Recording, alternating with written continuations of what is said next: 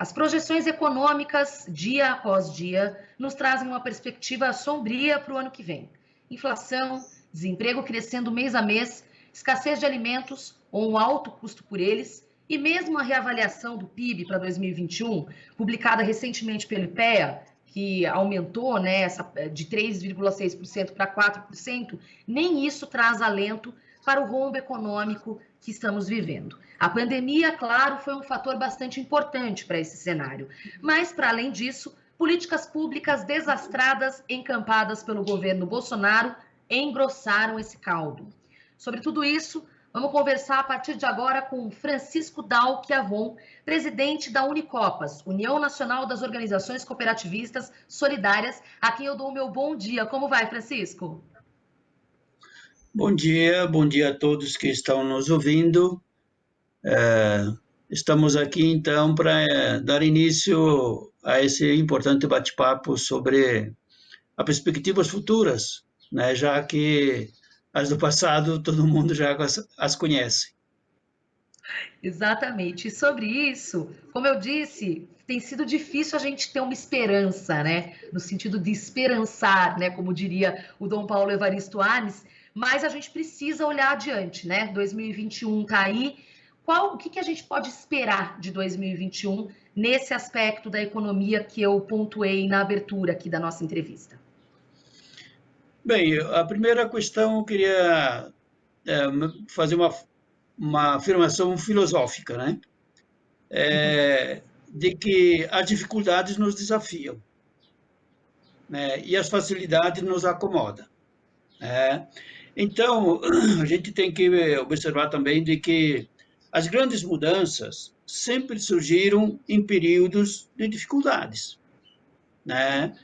Então, eu creio que há digamos, no cenário, uma perspectiva, uma esperança, né, que essas coisas mudem, né, porque foram criadas, digamos, as condições objetivas para mudanças profundas, né? Por exemplo, na agricultura, eu creio que nós teremos tá em vista uma mudança muito profunda na agricultura. Primeiro, por quê? Que ela se tornou um meio de fazer negócios. Inclusive, o que foi aprovado no Senado na semana passada, a venda de terra para estrangeiros, a venda de terra para estrangeiros vai se tornar, na verdade, um mercado de terras, que vai gerar dinheiro, não gira alimentos, né? E os principais produtos hoje produzidos na agricultura não são alimentos, né? São, na verdade, commodities que produzem dinheiro, né? Para quem planta e para quem comercializa, assim por diante.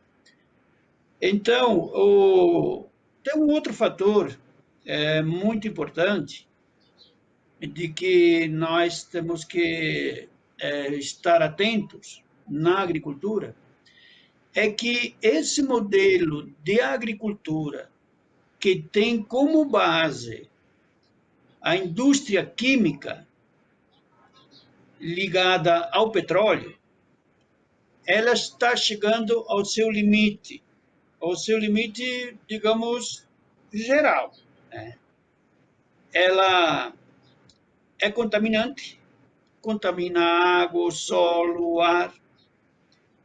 Ela se tornou muito cara, né? E não está mais produzindo a renda esperada pelo agronegócio, né? Então, citando mais um elemento que, do ponto de vista ambiental, do ponto de vista da saúde, ela é improvável para a sociedade em qualquer espaço que se possa discutir. Então, o que está sendo pensado nesse meio é a mudança desse modelo para um modelo de bioinsumos em grande escala. Então, de maneiras que isso nós precisamos se dar conta, é que não muda a estrutura do modelo, muda apenas o modo de como vai ser feito. Então, continuará o latifúndio como estrutura, né? e também o empresariado como os grandes beneficiários e os bancos desse modelo. Mas vai mudar a técnica. Tá? Mas o que são os Então, bioinsumos, Francisco? os bioinsumos são, em resumo, é que, em vez de você colocar adubo químico, você produz Ah, um tá. insumo biodegradável. Então, em vez de você colocar um veneno para matar insetos, você tem uma pequena vespa que você produz em quantidade em laboratório e você larga na lavoura para ela fazer esse controle e assim por diante. Então, vai ter muitos produtos que vão ser colocados já na semente, inoculado na Tá. semente. Então, vários fertilizantes não são mais aquele adubo químico que vai um volume enorme. Outros Uhum. são adubos foliares, que são, não, digamos, uma pequena quantidade você aplica numa área grande. Tá? Então, esse modelo tecnológico vai começar a fazer, já começou, né? Mas vai ter uma grande mudança na agricultura. Bueno, do ponto de vista, digamos, da agricultura familiar, eu creio que tem várias questões que nós precisamos para frente ir pensando. A primeira questão é o seguinte: há uma necessidade grande dessa agricultura familiar ela iniciar um processo mais profundo de organização econômica, política e social. Na organização econômica, nós entendemos que há uma necessidade grande de que se organizem cooperativas, ou, digamos, o associativismo, que é mais amplo do que a cooperativa, em associação, em grupos informais, assim por diante. Quando você está em dificuldade, você tem que buscar a ajuda dos outros. Então, essas dificuldades nos indicam o quê? É que nós temos que se aproximar. Nós temos que buscar saídas coletivas. O agrupamento dessas pessoas. Porque se nós vamos analisar as dificuldades que nós temos, elas foram geradas pelo individualismo, né? Então, nós temos que fazer o oposto. Para sair dessa situação, nós temos que fazer o oposto. É a Não, socialização. Né? não, e até Então, curioso, você está, exato, a questão do agronegócio, ele trabalha exatamente com o individualismo e com a concentração, né? Que é exatamente o exatamente. oposto do que propõe a economia solidária e esses processos de agricultura familiar, né?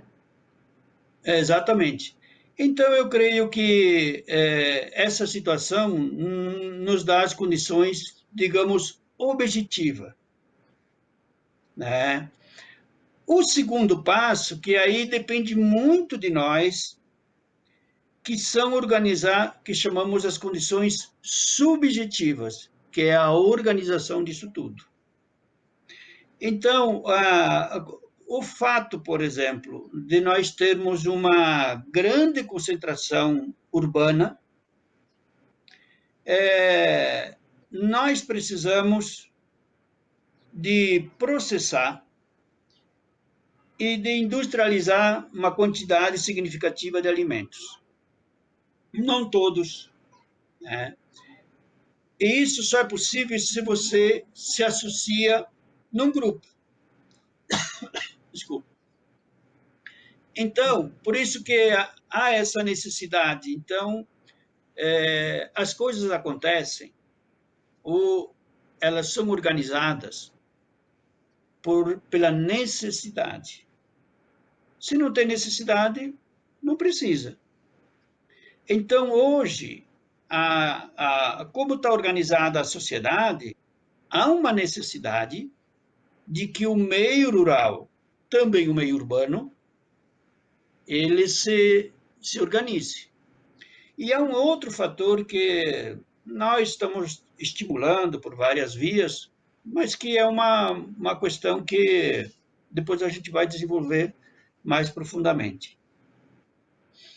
Que, historicamente, houve um apartheid entre o meio urbano e o meio rural.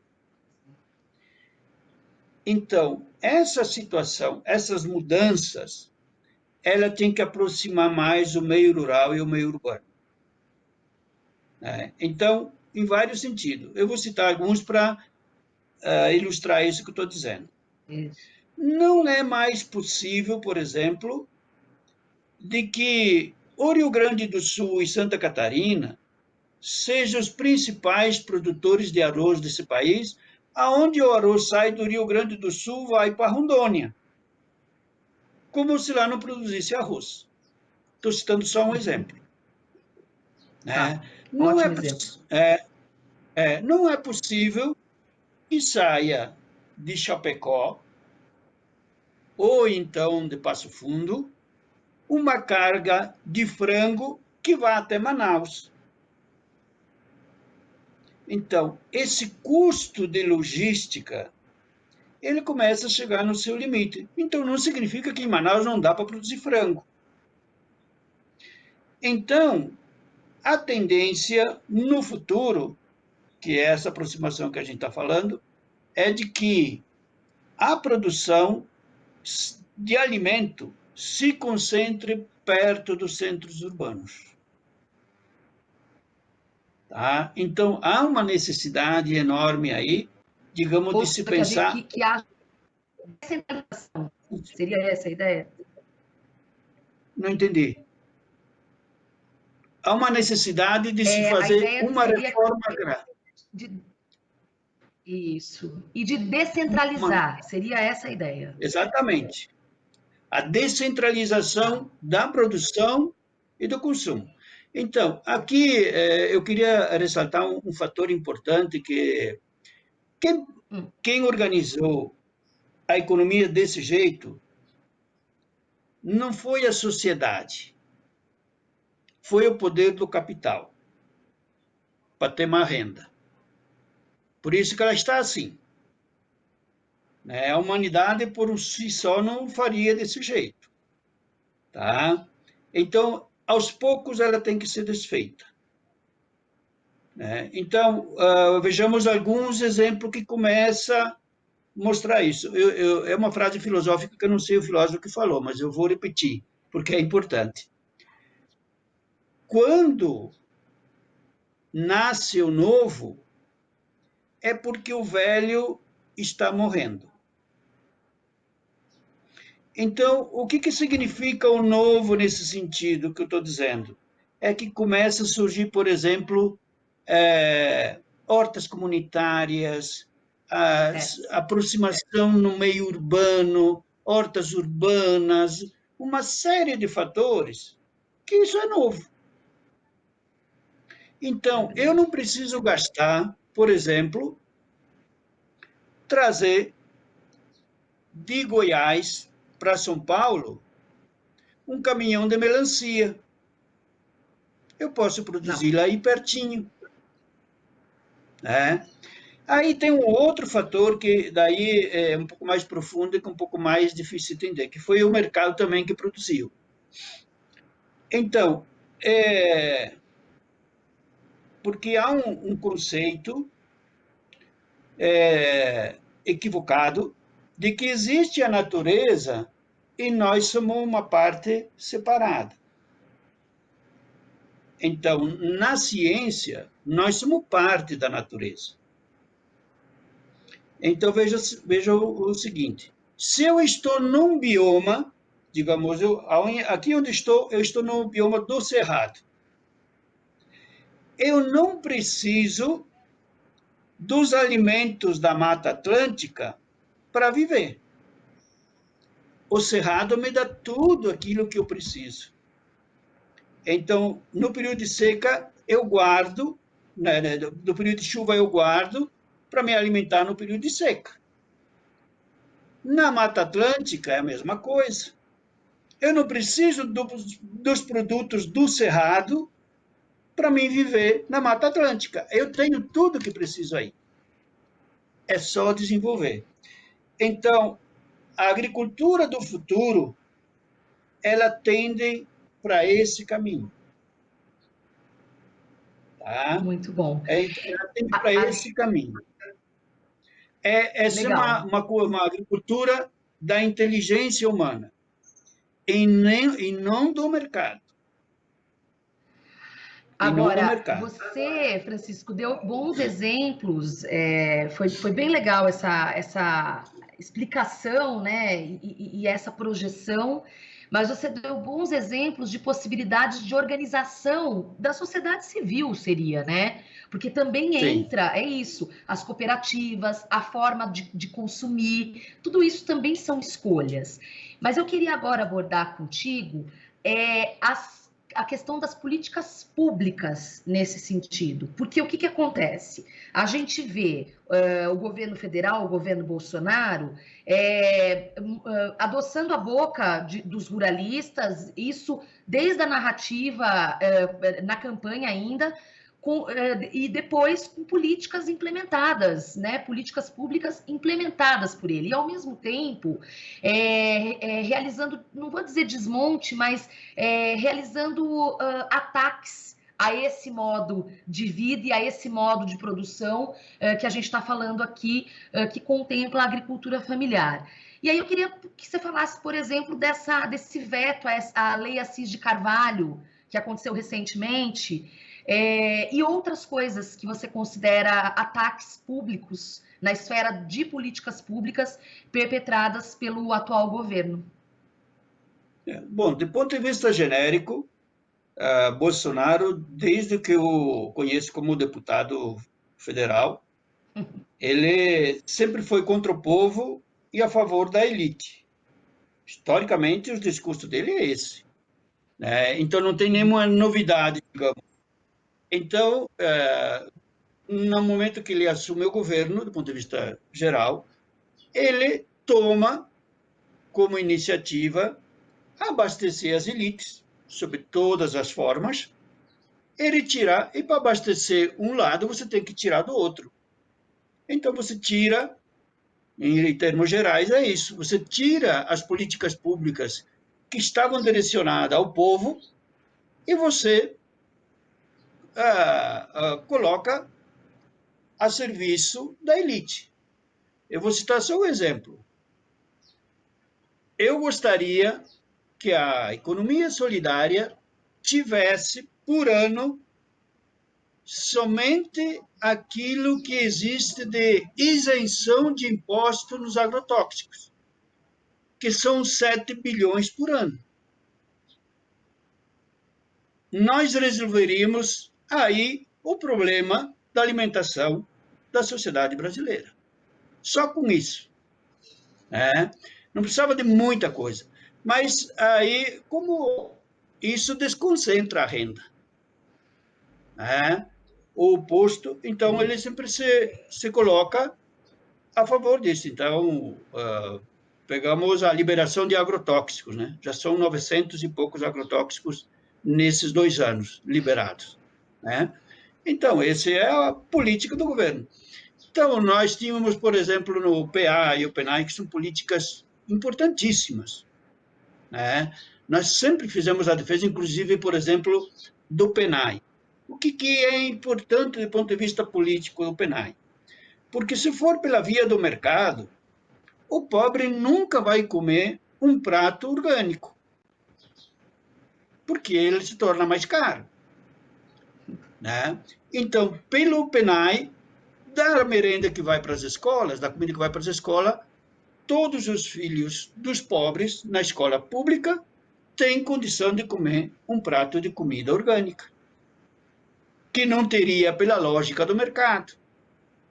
Tá? Então, por isso, além digamos, dessa relação que foi criada entre a produção, as escolas, que criou muitos debates importantes, e a comida de qualidade, tem esse fator também, que é político. Né? Porque, senão, Eu só dou o direito a comer comida saudável a quem tem dinheiro. Entendeu?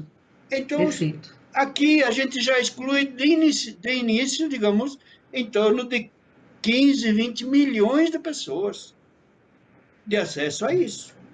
E o PA e o PNAE facilitava esse processo.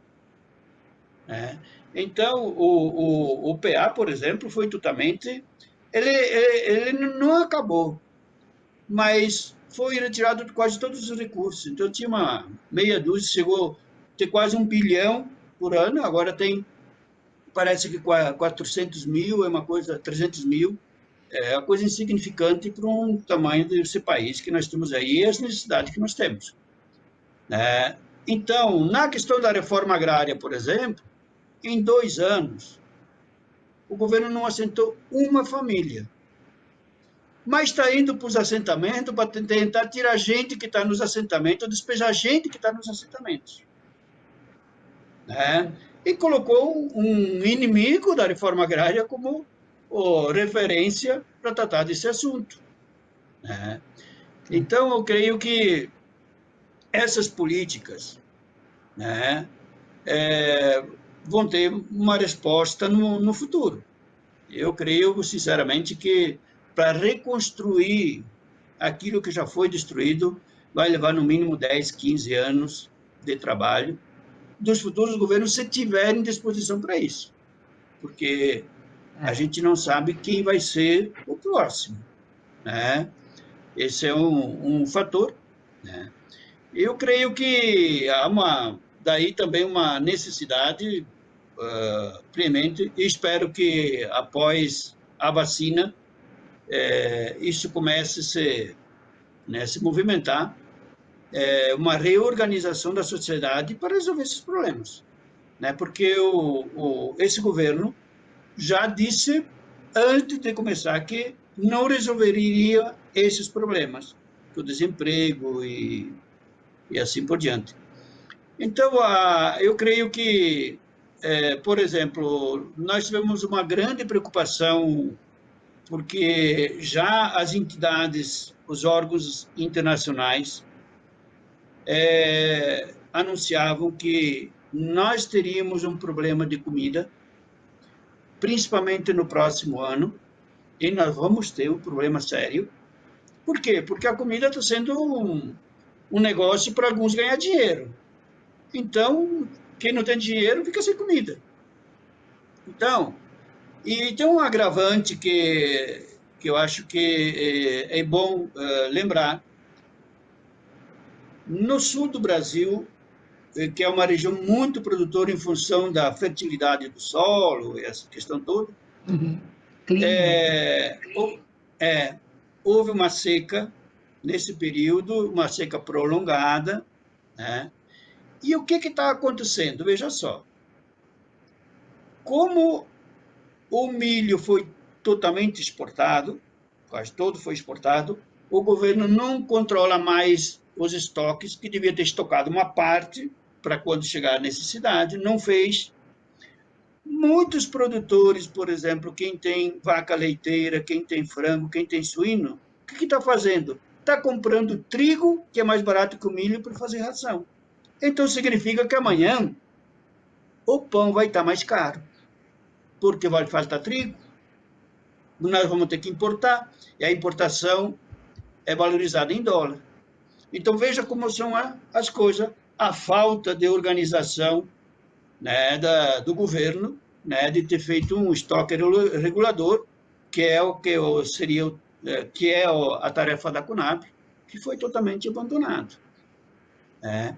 Então, eu creio que esses problemas todos, na medida que a sociedade vai entendendo dessas necessidades, vai começar a se opor.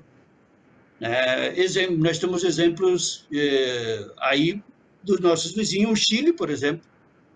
O povo foi aguentando até um certo ponto. Depois, né, não tem como segurar. E nós temos, né, essa situação que está se agravando. Então, a tendência é se agravar. Tínhamos, então, a preocupação né, temos e continuamos tendo essa questão da produção de comida. Por isso, a Lei Assis de Carvalho, a 735, era exatamente para resolver esse problema. Foi com uma articulação, foi aprovada na Câmara, no Senado, e o governo vetou. E agora, inclusive, no dia 16 estava previsto votar essa questão para que voltasse, né, votar os vetos, e não foi para a pauta porque o governo não quer. Então, não foi para a pauta. Claro. Tá. Então, nós vamos iniciar o ano ainda com essa pendência. Então, isso era muito importante, porque dava à agricultura familiar, que é o principal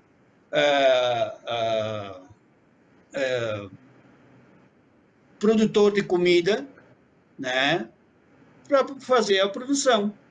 Com isso, eu creio que com essa questão da seca no sul, que afeta ainda mais, então eu creio que essa questão que se coloca para frente vai ser muito grave no próximo ano. Infelizmente, a estrutura que está colocada na área da produção agrícola nos dá, digamos, nos antecede as informações de que nós teremos um problema grandioso nessa área da produção de alimentos. É curioso, a gente vai, infelizmente, precisar encerrar por causa do tempo mesmo, mas isso que você falou agora no final, eu acho muito importante a gente pensar que tudo está ligado, né?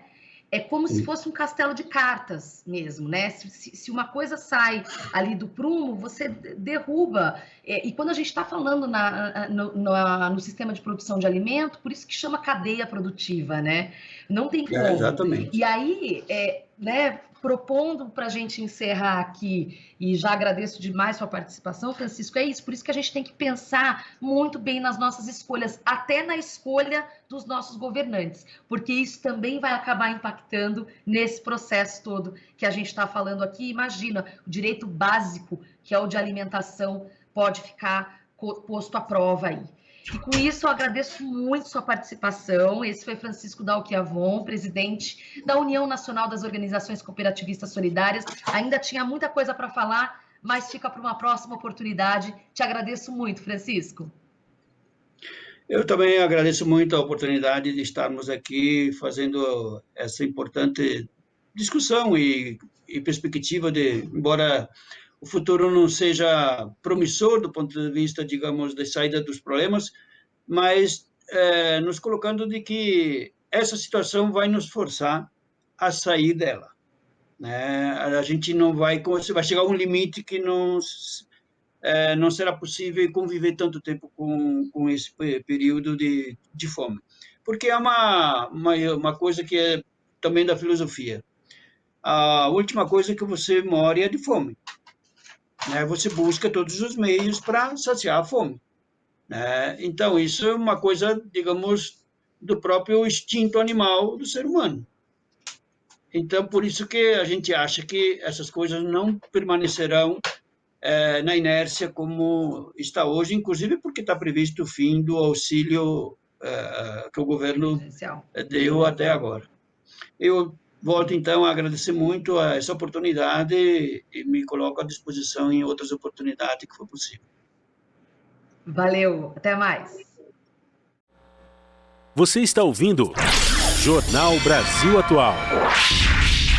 As notícias que os outros não dão.